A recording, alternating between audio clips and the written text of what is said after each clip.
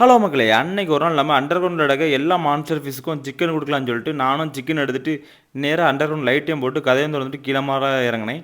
அங்க இறங்குனதும் போய் கீழயும் போய் லைட்டெல்லாம் அண்டர் கிரவுண்ட் லைட்டெல்லாம் போட்டாச்சு. லைட்டையும் போட்டதுக்கப்புறம் நேரா தொட்டிய போய் பார்த்தா தான் தெரியுது. எனக்கு பெரிய ஷாக்கா இருந்து, அங்க என்னடான்னு பார்த்தா எல்லாமே தண்ணி எல்லாம் லீக் ஆயிட்டே இருந்திருக்கு.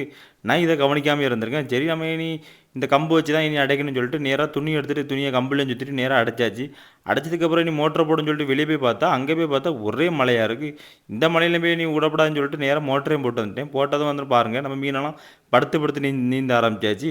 சரி அப்போ கையோட்டு லைட்டாக மீனை தான் பிடிப்போன்னு போய் பார்த்தா, மீனை பிடிக்க போகும்போது அது என்ன பண்ணுதுன்னு பாருங்க, அப்படியே படுத்தே தான் நீந்திக்கிட்டு இருக்கு. சரி அப்படியே மோட்டரையும் போட்டாச்சு, தண்ணியும் வந்தாச்சு. தண்ணியை வந்து நம்ம சிக்கன்லாம் கொடுத்துட்ருப்போம்னு சொல்லிட்டு சிக்கனை போட போட ஒவ்வொன்றா தின்னுக்கிட்டு இருந்தான். சரி இந்த மீன்களாம் சிக்கனை போடுன்னு சொல்லிட்டு பார்த்தா, நம்ம ஆஸ்கர் நல்லாவே பெரிய பெரிய பீஸாக எடுத்துகிட்டு ஒழுங்கிட்டு இருந்து.